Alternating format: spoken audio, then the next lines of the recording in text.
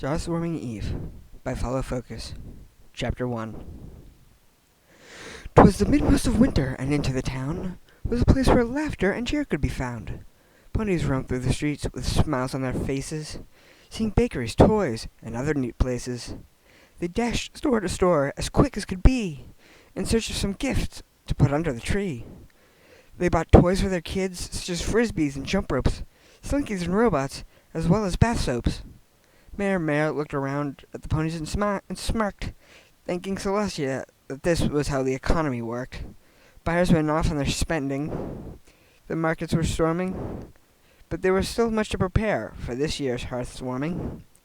Princess Twilight was out for a mid-morning stroll, smiling to herself as the bells began to toll. She and her friends cantered all down the street, bringing tides of joy to every pony they'd greet. The ponies waved back to Princess Twilight's relief, as the holiday spirit had banished their grief. But not everyone was happy, to Twilight's surprise, for before her was a filly with tears in her eyes. She sat on the curb, something clearly eating at her, so Twilight trotted over towards her to see what was the matter. "Why, hello, little girl," she said, looking down. "Why, what cause do you have to wear such a frown?" She looked at the princess and said with a sniff, "I don't have any friends to give any gifts." Twilight smiled and sighed and said, "Now, there's no need to cry. You can join our patrol and walk by my side. Together we can go and spread cheer to this place. Perhaps helping others will put a smile on that face." The filly agreed with a vigorous nod, and eagerly leapt to the side of the broad. And so they continued, spreading joy where they could, as all the fillies had feelings turned good. They traveled the town, and the joy stayed the same. But that was the moment that the Empire came. The ponies stood in their tracks and looked to the heavens, and watched in horror as imperial ships descended. The TIE fighters rained down from the sky at an angle, launching out of the Star Destroyer, the mighty Triangle. An imperial shuttle descended out of the air, and landed in the middle of Ponyville Square. Twilight was awestruck. Pinkie Pie had a fit. Rarity fainted, and Rainbow Dash lost her shit. "I don't believe my eyes," said Applejack the farmer, as out of the ship emerged troops in ghostly white armor. Then out of the shuttle came a man so unpleasant, who stared at the ponies with their toys in their presence. His suit was as black as his soul was inside. His heart gave no love, only hatred it supplied. Then the man began to speak, with his voice booming loud, to the frightful little ponies that were in the crowd. He said, "Hear my words, ponies, and quiver with fear, for I know that the day of Hearth's warming draws near. It brings you great joy to share these toys and these presents, but this is simply unfitting for such lowly peasants." He shook his fist in the air with emotion so perturbing. "I find your lack of sorrow and gloom quite disturbing. You intend to spread cheer with the gifts you have now, and that is something that I simply cannot allow. So I'm taking these gifts, and I'm taking your trees, for I am bringing an end to this festive disease." Then he signaled his troops with lethal intention, and they pointed their guns in the ponies' direction. They fired into the crowd as Death lowered his fist, but not a pony was harmed, for their shots had all missed. The Sith watched his troops as they stormed through the village, selling decorations, toys, and anything else they could pillage. The stormtroopers returned, and with a motion not subtle, they stuffed all the decorations and gifts in the shuttle. There would be no celebration like the ones in the past, for this year he had stolen Hearth's warming at last. But something was wrong. He felt so dejected. Stealing the holidays brought him less joy than expected. He'd accomplished his mission, but he couldn't tell why. He felt so alone and empty inside. He'd had everything that he wanted at the pony's expense, but he still wasn't happy. It didn't make sense. Then he felt something stranger, a tug at his leg. He looked down and saw a filly who was starting to beg. "Excuse me, mister," she said with a frown.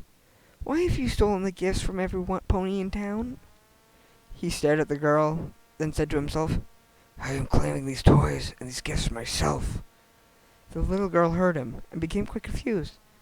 But that's not how toys are supposed to be used. They are meant to be given to loved ones with care. For the best gift of all is the one you can share. Vader looked at her sadly, and then said with a sigh, I don't have anyone that will stand at my side. No one companion, nor not a single ally. The only friends that I have are me, myself, and I. The filly gasped at his words, and she pitied his sorrow, for he didn't have friends to share Hearth swarming with tomorrow. They both had no friends. She was all alone too. It was then that she realized what Princess Twilight would do. It was the only solution that she could comprehend. She looked up at the man and said, I'll be your friend. He looked at the girl and saw a smile was forming. Tomorrow you and I can share this Hearth swarming. He looked at her sadly and said, I'm afraid that can't be, for I've stolen every ornament, present, and tree. There won't be a Hearth swarming this year, I'm afraid. But the girl shook her head and began to explain. Hearth swarming is not about what's under the tree. It's about the connection between you and me. It's about building a friendship that the whole world can share, and feeding its fire with all the love we can spare. So please, Mr. Vader, she spoke from her heart, please don't try to tear our friendship apart. She gave him a hug with kindness unsuppressed, as a strange tingling feeling made its way to Darth's chest. Something happened to him that he could not ignore, for he felt something inside that he had never felt before. It was love that he felt. It was love through and through. She had sparked something in him. He knew this to be true. So in an instant they dashed to the shuttle so quick, then turned on all the systems and gave the engines a kick. They flew into the town and landed back on the square, and then brought out the gifts with the greatest of care.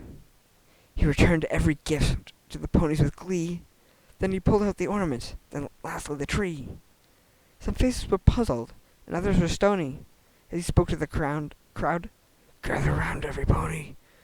I'm sorry to say that I've made a great error by stealing these gifts and spreading nothing but terror. But today I'm hoping to bring that to an end. Can you find room in your hearts to forgive me, my friends? The ponies all cheered, much to Lord Vader's surprise. Each pony embraced him with joy in their eyes. A celebration began with the joy he ignited, and for once in his life, Darth Vader felt delighted. It surprised him at first how his mood had changed, and he felt even better with every gift he exchanged.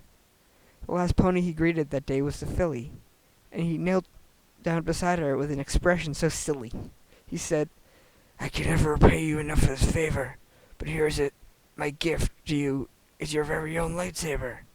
She accepted the gift and returned an embrace, a hug that brought tears of joy to Darth's face. For Vader had learned quite the lesson indeed, that his anger and power was nothing more than a weed.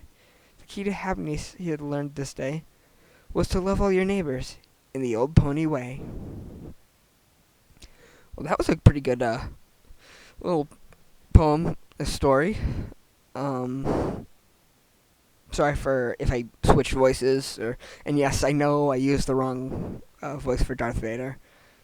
I just picked the voice on the spot while I was reading it. Oh well. I hope you enjoyed it. I know I did.